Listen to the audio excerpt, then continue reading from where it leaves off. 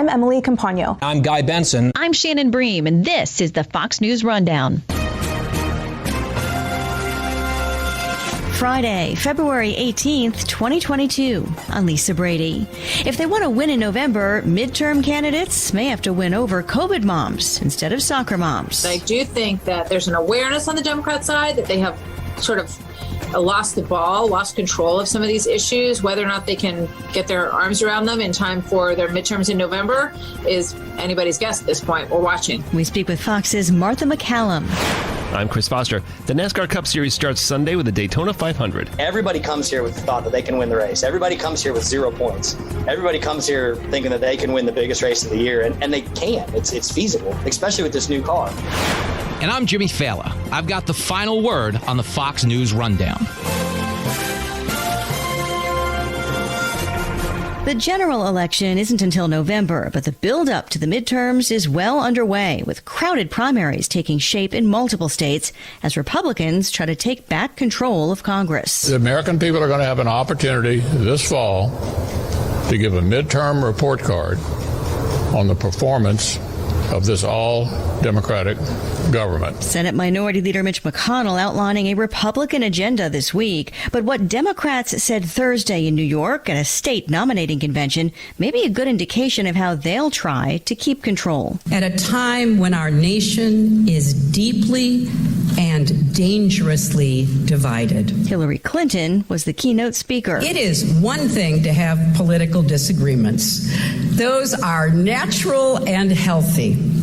But it is an entirely different thing altogether to lose a shared sense of truth, facts, and reality itself. This as President Biden continues his infrastructure tour, highlighting projects funded by the bill he signed last November. We're reinvesting in our economy and in our people, reclaiming our leadership and creating millions of jobs for building a better America. Visiting Ohio Thursday for the fourth time as president. Well, I think, it's interesting that they've decided to spend time and travel, energy, and all of that in Ohio. Martha MacCallum is the Fox News Politics co-anchor and anchor and executive editor of The Story on Fox News Channel. Obviously, when you look ahead in the big political picture, there's a very significant Ohio Senate race coming up.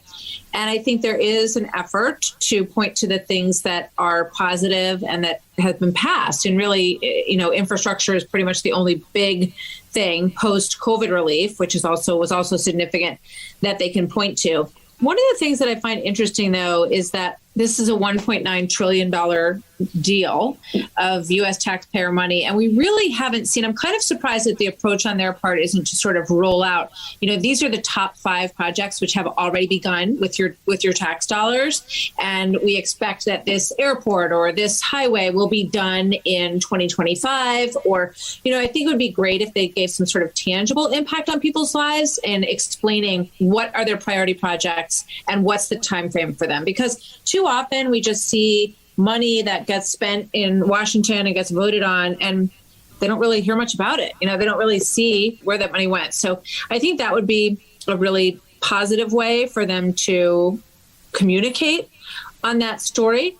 And of course, as he was leaving, he discussed briefly on his way to Ohio that we are in a very tenuous situation with this Russia-Ukraine border crisis, and that he believes that something could happen within days. So he's got a lot on his plate. Yeah, the White House and Democrats like Senate Majority Leader Chuck Schumer, up for re-election this year, insist there's a record of accomplishment to run on and that their plans will make things better if they're just allowed to keep going. Is that easier to sell by November? Well, obviously they had they had a lot of hiccups with BBB, and I think there's a lot of reflection probably on all of their parts about whether or not they should have gone at it in a different way. Because they have such a tight margin in the Senate, they went for sort of the whole enchilada, so to speak, of passing BBB, and ended up not getting across the finish line because they didn't have Senators Manchin and Sinema. So, and breaking up those deals into smaller pieces, price controls on drugs, all that kind of stuff seems to be the way they're going now.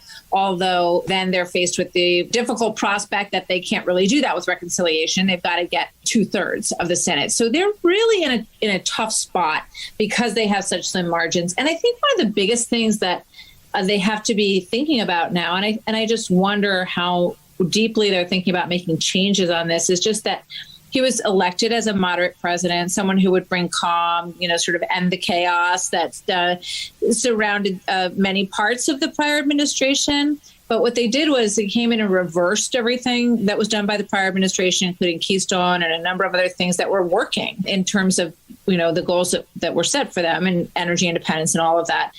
And tax cuts and tax reform, those things that were all seen as positives on the Republican side for the Trump administration, and reversed them. So, they find themselves in a really difficult situation in terms of passing anything because they have gone so far to the progressive side of their constituency, and they sort of cut off at the knees the ability to work with Republicans. So it's a bind, to be sure. And, that's why we find it fascinating to cover every day to see, how they might pivot and how they might be able to turn that around. Mm-hmm. Well, Republicans, in the meantime, appear to be capitalizing on the millions of parents who are angry about school mask mandates, especially. Is that still going to be an issue in the fall? And could there be a lot of crossover voters on issues like masking in schools?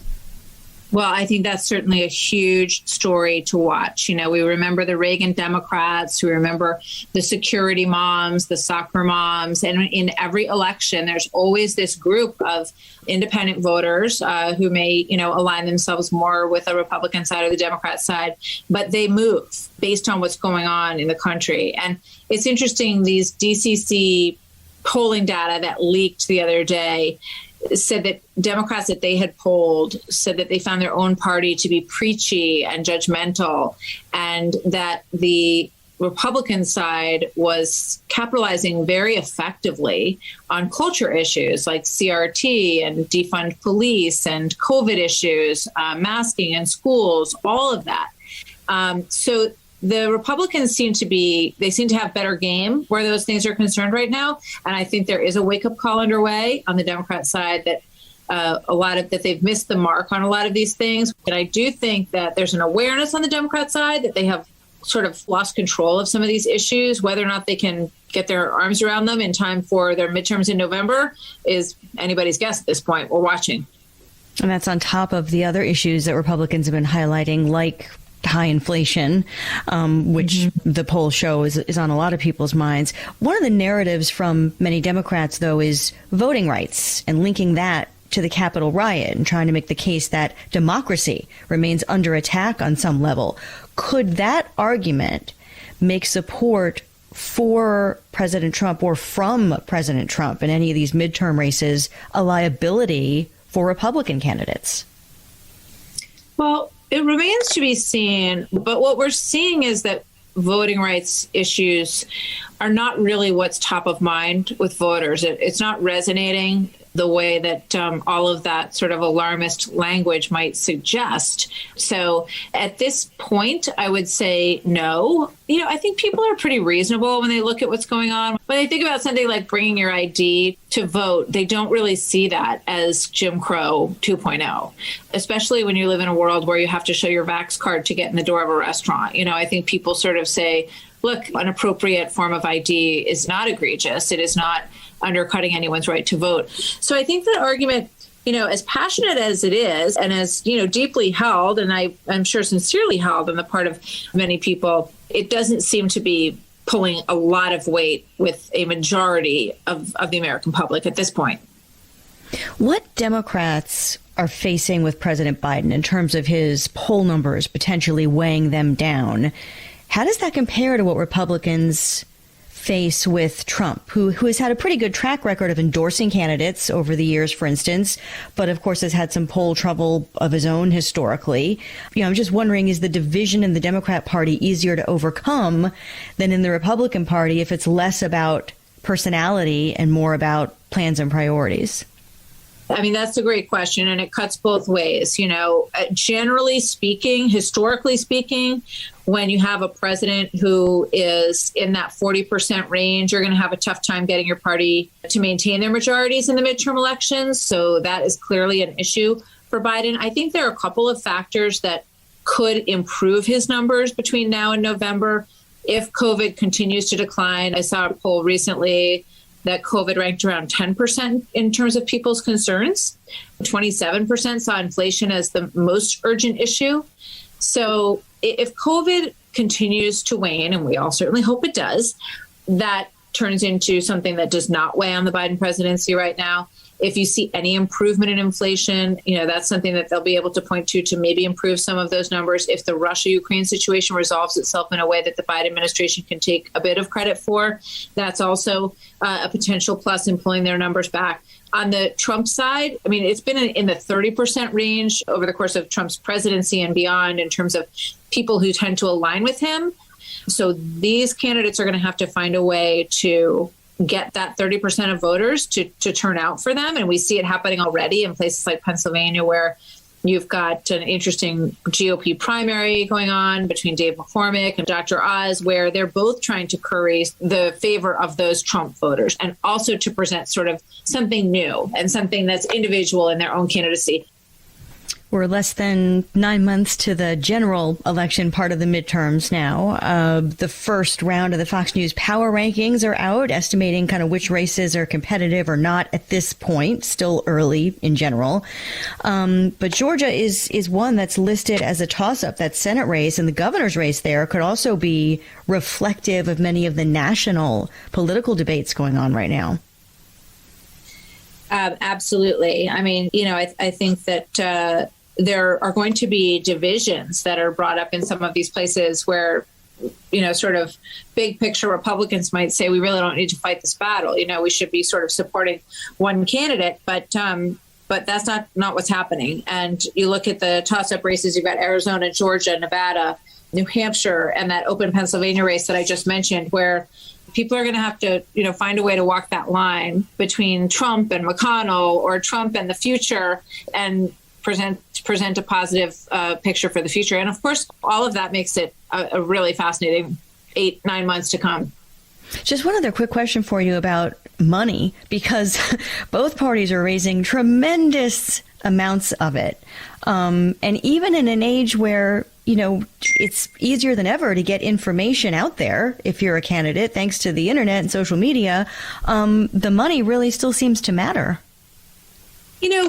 I guess it does and it doesn't. I think that one of the great lessons is going back to the election in 2016, and President Trump won New Hampshire, on a pretty small budget.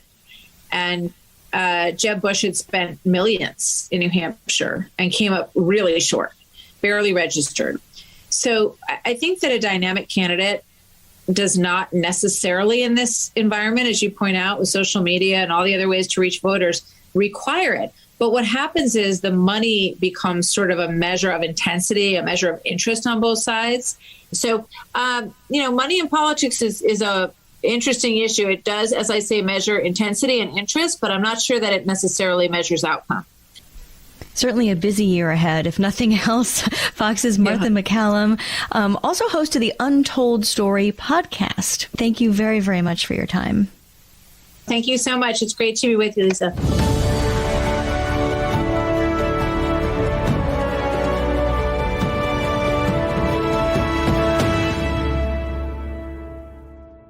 This is Jimmy Failla with your Fox News commentary coming up. Known as the Great American Race and the Super Bowl of stock car racing, the Daytona 500 was first run in 1959. Since 1982, the race has been opening day for the NASCAR Cup Series. Two of the drivers racing in Florida Sunday, Corey LaJoie and Landon Castle, are driving for Spire Motorsports, one of the smaller, newer teams in the Cup Series. The race airs on the Fox Broadcast Network, and there's a 4-part documentary about Spire streaming now on Fox Nation called Road to Daytona, with Part 3 out today and Part 4 debuting next Thursday, a few days after the race. I wanted to be known as Daytona 500 winning Spire Motorsports team. You can't be wrecking, you can't make mistakes.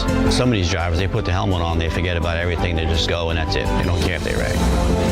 we have to be smart about not wrecking and finishing races. And I wouldn't be here if it weren't for Daytona International Speedway. It's the biggest race in the world for a reason. And Fox Nation is sponsoring Landon Castle's number 77 car at Daytona. That car is one of NASCAR's new next-gen cars drivers are using this season.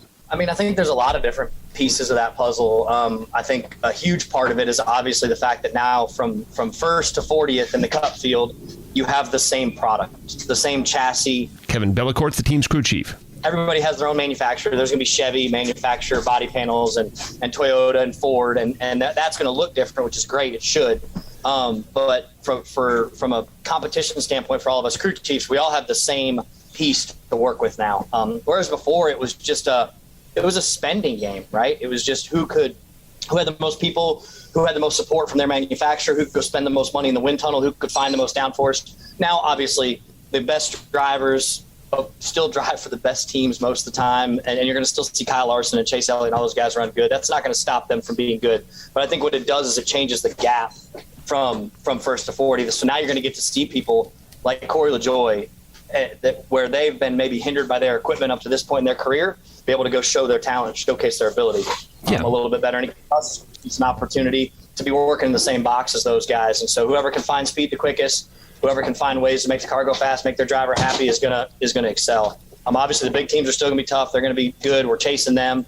They have really smart, obviously really, really smart people, really, really good drivers. But what NASCAR's done with this car is it gives all of us kind of an equal starting point, so to speak, for right now in 2022. And it's also a good thing for the owners.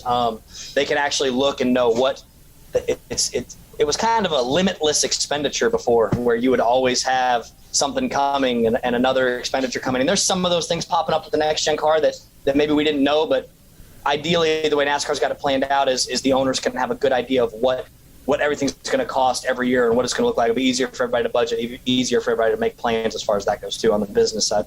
Yeah, I mean, before, like you said, part of the team was the engineering and designing and manufacturing, and that cost millions and millions and millions of dollars. And now it just puts the sport more on the track, right? I mean, this is your car, you race it, it becomes more about the skill of the driver and the pit crew and not what led up to it in the weeks and months before that. Absolutely, yeah, that's exactly right. It gives us all the same, so to speak, sandbox to be playing in, and now it's up to us to go make the most speed out of it and put the best effort on the racetrack. And like I said, that's not going to be easy. There's still the big teams are going to be successful. They got really smart people. They got great people over there that are going to think of stuff and make these cars go fast. But yeah, it's definitely going to make it, I think, great for the fans to watch. It's going to be exciting. The other great thing about the next gen car is it looks so much like the street cars. I love that. I think it looks really cool on the racetrack. It gives people at home that are watching NASCAR races a little bit more, similarity. If they've got one of these manufacturer cars sitting in their driveway, it looks a lot more similar. So I think that's good too, because I feel like we've gotten away from that a little bit in the last few years in the Cup Series. Yeah, I mean, it makes it a little. You're right. It makes it a little more fun for viewers. If you're watching IndyCar, it's a completely different species than what you've got in your driveway. But if you've got a Chevy Camaro, you can kind of put yourself mentally behind the wheel at Daytona. I mean, look, racing is one of those things where maybe, especially non-fans, might say, "Well, I can't dunk a basketball, but I know how to drive." What makes Cup drivers great? I mean, you don't have to be 7 feet tall. You don't have to be super muscular. I imagine there's more training mentally and physically than there was years ago, right? Absolutely. There's a few things. Obviously, I mean, there's in my opinion, just some guys just have a God-given natural ability to do it, and they're just really, really good at driving vehicles. And I mean, I'm going to use Kyle Larson as an example. Anything that he gets in, he goes fast. That is not by coincidence. He's just extraordinarily talented.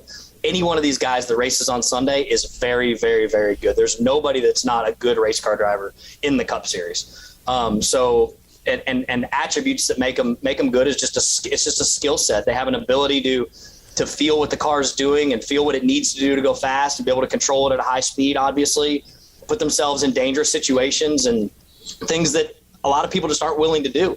And that's one attribute that makes them really good. And like you said, from the physical standpoint, all these guys have really stepped up on their training, and a lot of them eat healthy and they're working out every day. I mean, it's a very physical thing to be in a race car for 3.5-4 hours on a Sunday afternoon. And I mean, even here at Daytona, where it's not going to be super hot, it'll be a lot, but when we get to June, July, August, the summer months, these guys will sweat out 8, 9, 10, 11 pounds during a race. So it's very physical. It's 130, 140 degrees in the cockpit. So imagine sitting in a sauna with a fire suit and a helmet on, which is 3 layers thick. So basically a big blanket wrapped around you for 4 hours, and basically just getting water to drink during the day and not having anything to eat or anything. It's very physically and mentally demanding. So I think all those, between the talent and then the mental and physical toughness to be able to handle what they have to do on a Sunday afternoon to race 400 or 500 miles is what makes them good.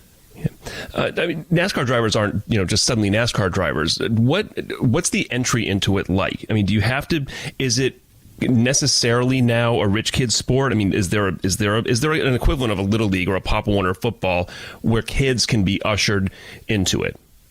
I hate to use the term rich kid sport, but I mean, it's a fact of money. Money is necessary to make things go. So, and there's only so many owners that can back so many kids, coming up through the ranks. But yes, there is lower levels. You can go down. I mean, we can go all the way down to starting when they're young. I mean, you got 5, 6, 7, 8-year-old kids in go-karts at small racetracks all over the country learning. But once you get into the bigger divisions, the ARCA series is kind of really the first series where you get started, and you'll see 16, 17-year-old kids in that series. And those are full-bodied stock cars. And then they'll work from there as they progress into the truck series, which I think a lot more people are common probably with the truck series. That's kind of our third level series. And that's a great series. It's about 250 mile races, usually about a 2-hour race. All pickup trucks, really, really cool, great racing, and a great place for kids to learn. They run on a lot of the tracks that the Cup Series runs, 1.5 miles, Daytona, Talladega. So that's where they can really get their feet wet at the speed and the size of the track and racing that's going to be like on Saturdays and Sundays. And then the next level below Cup is what we call the Xfinity Series, which is also a series very similar to Cup. It's full-bodied cars that run the same manufacturers as the Cup Series. It's just shorter races, a little bit different horsepower, a little bit different body package, but a good place for kids to make the step from the truck series up. That would be what we would equate to minor league baseball. Once they're in the Xfinity series, generally they're linked up with a bigger team at this point, and they're learning to try to get themselves adapted and ready for Sunday when a seat opens up, because there's only 40 spots on Sunday, obviously. Right. Are most guys involved in the sport at your level? I assume you drove growing up. You grew up in Daytona. The 500 is a big part of your childhood. Did your mom snuck you in a few times, right? Yes. I told that story off the cuff, and Mom's actually driving down here right now. She comes down for the 500. She lives in North Carolina now, but she comes down for the 500 every year. So yeah, my mom did sneak me to the racetrack when we were young. It's just one of the things. It's just a funny story, and I remember it. She had a Chevy Cavalier, and the ticket price to get in the tunnel was like 3 times what it was to pay for the ticket just to get into the pit area when you got inside. So she'd put me in the back of the Cavalier, and as soon as we get through the tunnel, I'd pull the little latch out of the trunk and drop the back seat and come in. And my mom's like the most honest, nice person in the world too. So I feel like I'm painting this horrible picture, but it's kind of a funny story, and we laugh about it. She was mad at me when she found out I told people about it. But yeah, the Daytona 500 is huge to me. I grew up literally, if you drive out the tunnel and turn 4 and drive straight down that road 5 miles, you'd run right into my neighborhood. And I was here anytime there was a race car on a racetrack. I was here. Be it the Rolex 24 or any of the NASCAR events or anything. So came over here a lot with my dad too, growing up, and my mom was big, loved coming over here. And I got to spend a lot of time in the infield watching these races, and it's just all I ever wanted to do. So every time I come back to Daytona, it's special. I've had some special moments here too. I've run good in the truck series as a crew chief and had a couple good runs in the Xfinity series, but to come back here for the Daytona 500, this is my second one, and it's so special. It's our Super Bowl. So for that to be in my hometown and just having all the memories every time I pull back in here, it's really special. Well, it's funny that you call it the Super Bowl. The Daytona 500 is a little weird in that it's the marquee event, but it's the start of the season. Most sports have their marquee event at the end. I mean, maybe not horse racing if you consider the Kentucky Derby their marquee event. But it is a little bit odd that, I guess it's also a great celebration of the sport. Like, hey, we're kicking off with the biggest race of the year. The best way I explain it to people, it's different. Like everything else, the buildup is to the end of the year, right? The champion and all that stuff, which we have that too in Phoenix. So the cool thing about the Daytona 500 is, like you said, it's our marquee event, but basically the other 37 races of the year, we basically spend 3 or 4 or 5 days preparing for those races. For the Daytona 500, we spend 3 months preparing for the Daytona 500. Like we've been working on, we go to California the week after the 500 and Las Vegas and Phoenix, and those are our next 3 races. So obviously we're working on that stuff. We got to be ahead of the game and ready to go to those racetracks. But since basically for sure after Christmas, when we came back in January, 85 to 90% of the focus of every one of these race teams is on this race. Everybody comes here with the thought that they can win the race. Everybody comes here with 0 points. Everybody comes here thinking that they can win the biggest race of the year, and they can. It's feasible, especially with this new car. So I think that's what makes it special, and not everybody necessarily sees from the outside, is that our season is very long. It runs from February to November. There's a lot of races, and they're all exciting. They're great races, and we have a huge buildup to the playoffs at the end of the year, and there's eliminations during the playoffs, and we have a great season finale at Phoenix. I thought that was an awesome event last year. It was great to have all the fans back there, and that's a great market to have it. But for this, the special, another thing that makes Daytona so special is that we spend so much time preparing just for one race. And you'll watch it on Sunday as a guy wrecks or falls out, or a guy has something happen, or somebody finishes second, loses the lead on the last lap. Like, it's heartbreaking. It's just looks like the guys that lost the Super Bowl last Sunday, right? We've prepared 2 months for this one race and put all our eggs in this basket trying to come win. And so that's, I think, another thing that makes it really special. Kevin Bellicourt, crew chief of the 77 Fox Nation sponsored car this year, Landon Castle behind the wheel, Corey LaJoy, the other member of the team, running for Spire this on Sunday. Good luck. Have a good have a good time too. I appreciate it, guys. Thanks for having me on. Enjoy the race. It'll be fun. The car looks awesome, so we're looking forward to getting rolling Sunday.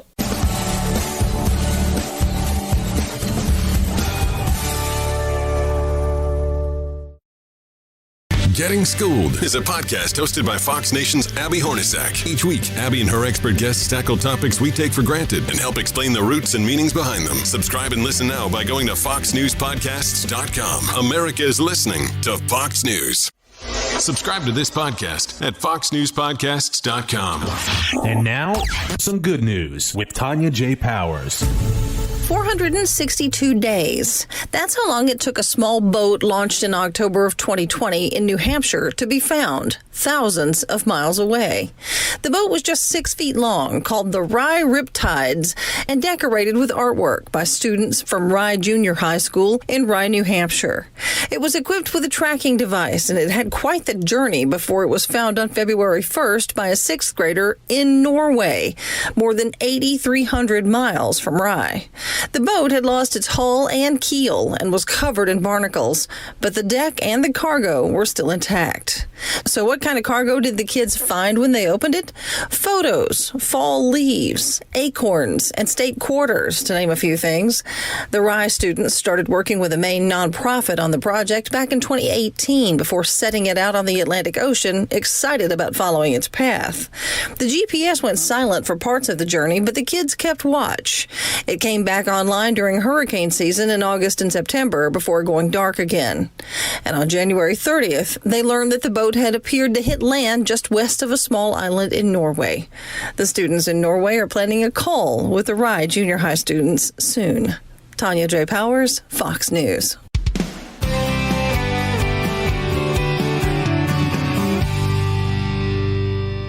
It's time for your Fox News commentary.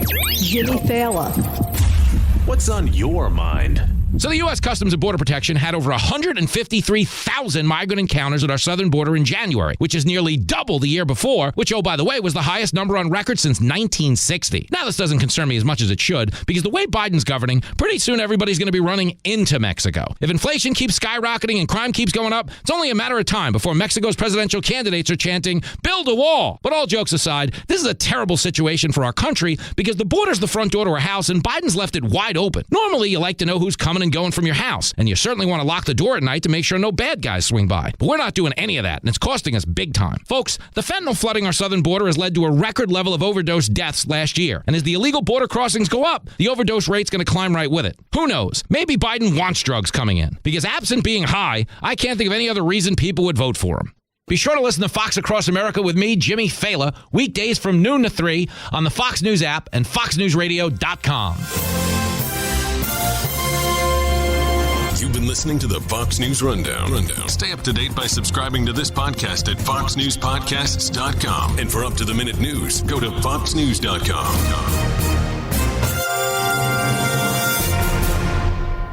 From the Fox News Podcasts Network, download, listen, and be inspired with Lauren Green's Lighthouse Faith. Fox News religion correspondent Lauren Green uses her wealth of stories to take the listener on a unique journey of spiritual discovery. Subscribe and listen now by going to foxnewspodcasts.com. Love Fox News? Click the subscribe button to get more of the news and opinion you trust. And click the Fox News Rundown playlist for the latest episodes.